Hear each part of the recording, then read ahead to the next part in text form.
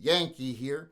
Today I want to take a little time and talk about a story that I think is a perfect example of when not to use your firearm.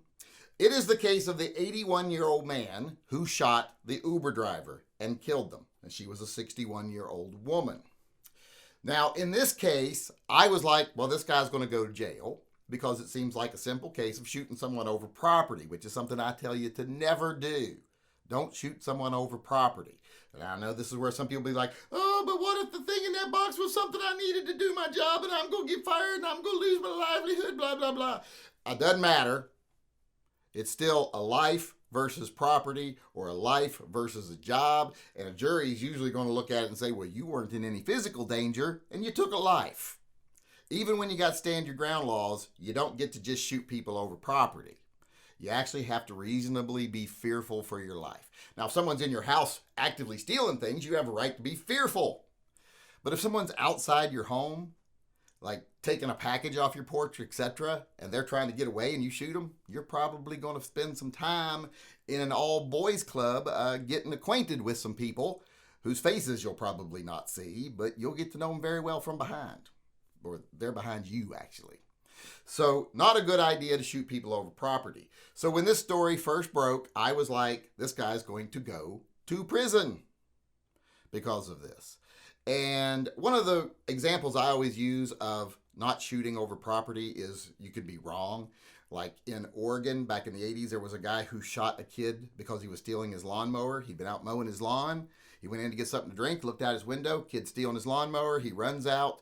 He confronts the kid. I guess the kid argues back with him. He shoots the kid, kills the kid. This was like a teenager. He's like 15, 16 years old. And as the guy shoots him and kills him, afterwards he notices his lawnmower is still sitting next to his house. This wasn't his lawnmower the kid was stealing. The kid just happened to be walking past his house, pulling his own lawnmower, going to mow lawns to make extra money. And this guy got an all expenses paid trip to that very exclusive boys club because of this, because he was wrong.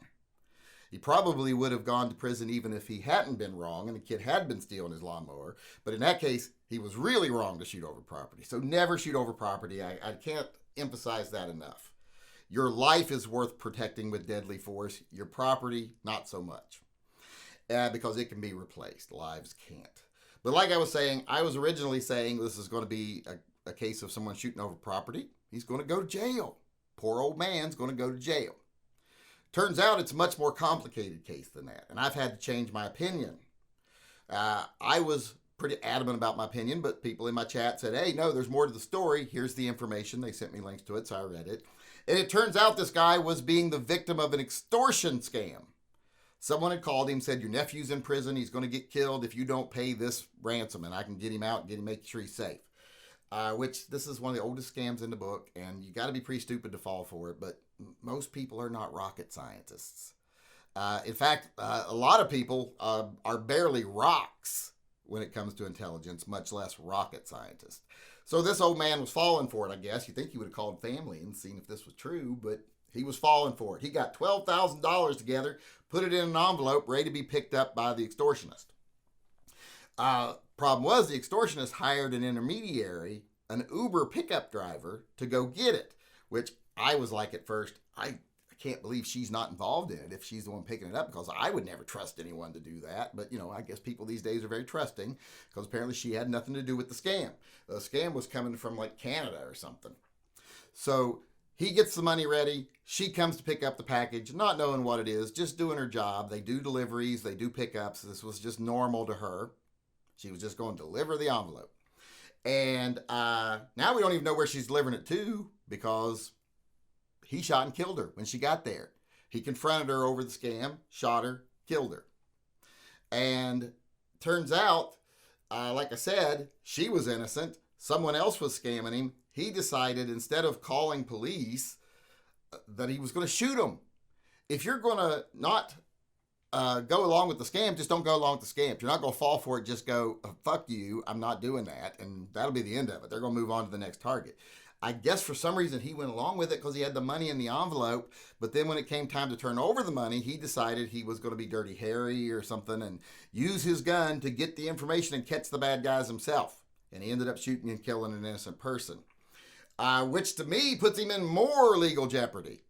Before I said he's going to go to jail for shooting over a property crime.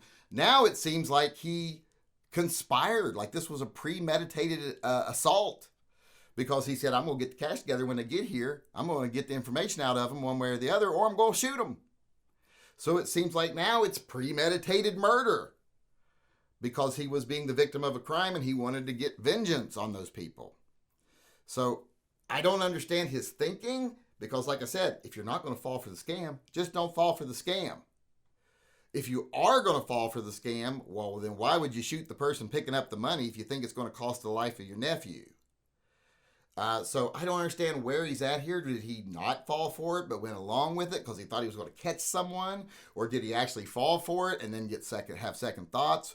No matter what it is, whatever his motivation was, it still looks like he premeditated that when they got there, he's going to shoot them. That's not something you do. He wasn't in any physical danger at any time, especially not from this 61-year-old woman that showed up to get this package. So I even think more than ever now he's going to go to jail. Not just because of a crime of, the moment, in an exasperating moment, you made a bad decision, but he seems like he planned this all along, planned it out. And this is a case where he should have just called the police, because that's when we do need police to solve crimes like this. Crimes that are being committed, police should be solving them. They should be acting as agents of the court, agents of the law, not standing on every street corner generating revenue by ticketing people for ridiculous things or controlling every aspect of your life and your behavior. That's not what cops are for. And you definitely shouldn't count on cops when your life's in danger because they'll never get there to save you.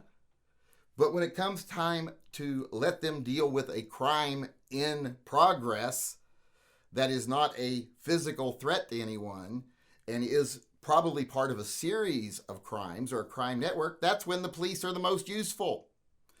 So my opinion on this case has changed. I don't think he's going to go to jail now because he was someone who made a bad decision on the spur of the moment over a property crime. Now I think he was someone who either felt that he was, like I said, Dirty Harry, and he was going to take care of this himself, or he's someone who said, well, I can't believe that they're doing this to me, and when they get here I'm going to get some information. He just made some really bad decisions, and he premeditated what he was going to do. He was going to go out, have the advantage of having a firearm drawn on someone who wasn't threatening his life, and then he ended up taking their life. So I think he's even in more of a precarious legal situation now. At first, I thought maybe the story about the extortion was a way the lawyer was coming up with trying to explain his actions, because, they do that. They craft these stories to try to make it look like, oh, there's much more work here than it seems. But after reading the stories people sent me, it seems like that's the whole story. And he made the exact wrong decision. He made a decision that instead of calling the cops and getting this taken care of, or just ignoring it to begin with because you're too smart to fall for those kind of things, he went along with it and he took a life of an innocent person. And I have a feeling he's going to pay a very steep price for that.